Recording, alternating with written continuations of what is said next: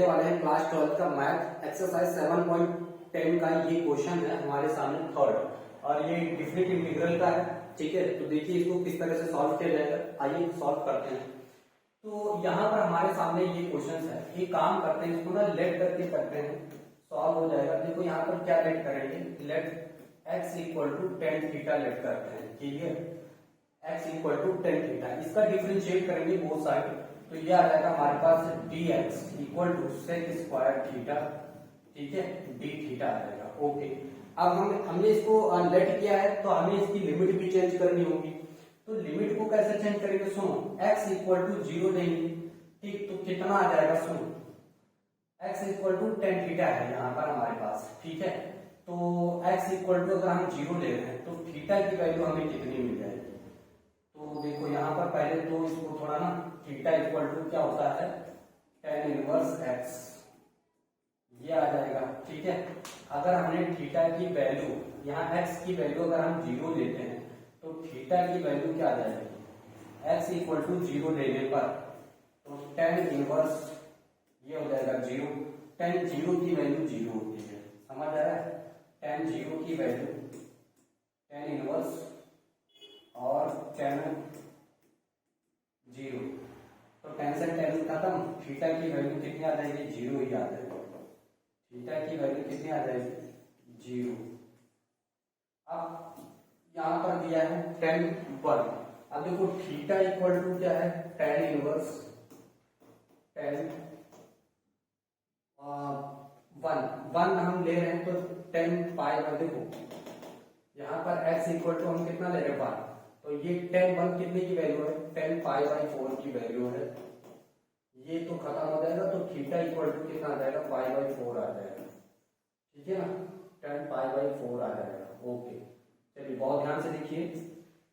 अब हम क्या करेंगे, सारी वैल्यूज में पुट करेंगे, तो zero pi by four.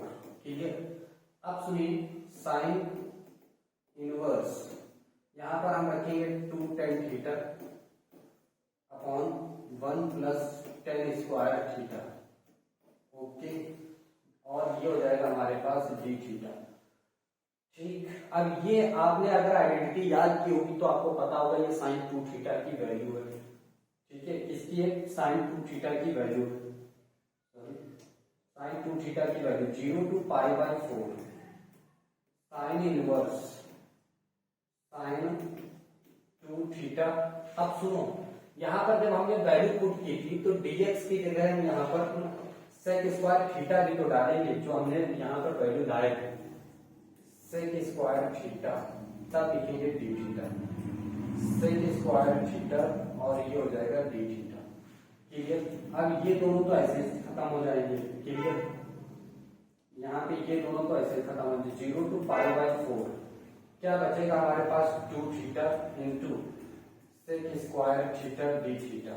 Okay, इस टू को हम बाहर ले लेंगे, क्या करेंगे, बाहर ले लेंगे, आप लोग देख पा रहे हो, समझते चलिए, इसको हम बाहर ले लेते हैं, two zero to pi by four, और ये हो जाएगा थीटा और sec square theta d theta.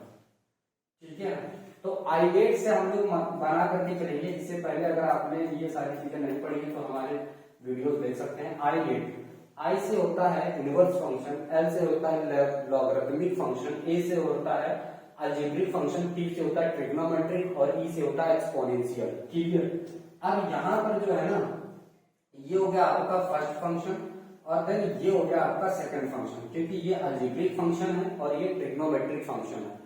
तो अलजेब्रिक फंक्शन पहले आता है तो इसको फर्स्ट और उसको सेकंड बनाएंगे। ठीक, ओके, अब सुनो इधर देखो बहुत प्यार से, तो यहां पर क्या करने वाले हैं, देखो टू को तो बाहर ही लेंगे।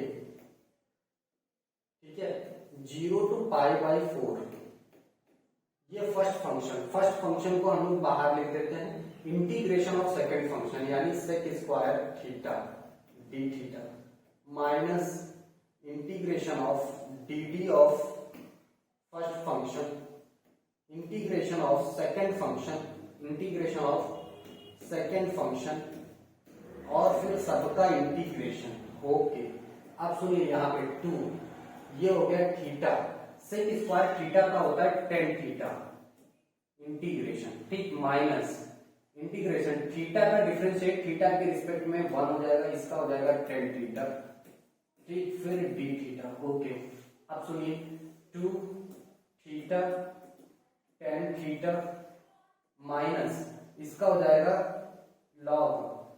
लॉग प्लस का कॉस थीटा, ये हो जाएगा। लिमिट पुट करेंगे 0 to π/4, ये हमारे पास आ गई लिमिट। अच्छा, अभी सारी चीजें ठीक हैं? ओके, ओके, अब सुनिए यहां पर हम लोग क्या करेंगे, लिमिट रखेंगे, ठीक। थीटा की वैल्यू अगर हम अपर लिमिट यहाँ पे पुट करते हैं, क्या रखते हैं, अपर लिमिट है π/4, तो 2 यहाँ पे आ जाएगा π/4 10 π/4 प्लस लॉग कॉस π/4, ठीक, ये हो गई अपर लिमिट, ये हो गई हमारे पास upper limit, minus lower limit. बहुत गौर से ध्यान से समझते चलिए, माइनस लोअर लिमिट, तो -2 लोअर लिमिट पुट करिए, थीटा की जगह 0 tan 0 प्लस लॉग कॉस 0, ये हो गई हमारी लिमिट। अब सुनिए यहाँ पे ये हो जाएगा 2 π/4, 10 π/4 की वैल्यू 1 होती है, तो यहाँ पर हमने 1 कर दिया, प्लस लॉग cos π/4 की वैल्यू 1/√2 होती है, -2, ये पूरा टर्म 0 हो जाएगा। log cos 0 की वैल्यू 1 होती है, ठीक है, तो 2, ये 2 से 2 कैंसिल होगा, π/4 प्लस log इस,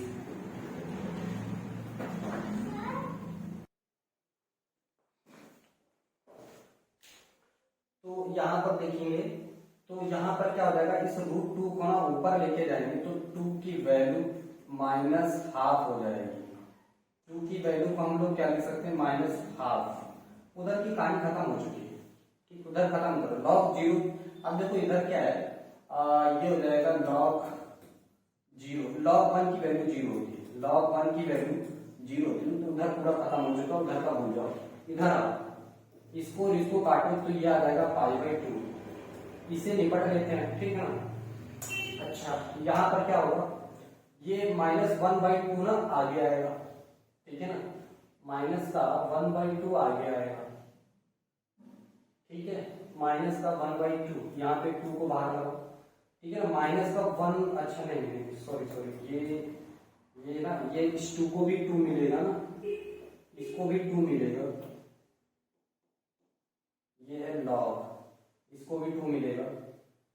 अब सुनो, π/2 2 लॉग, ये माइनस का 1/2 log 2, ये हुआ। अब देखिए बहुत ध्यान से, इस 2 से इस 2 को खत्म करो, तो π/2 माइनस log 2, ये आया आंसर आपको, ठीक है। कमेंट करके हमें बताइए आपको समझ आया कि नहीं आया।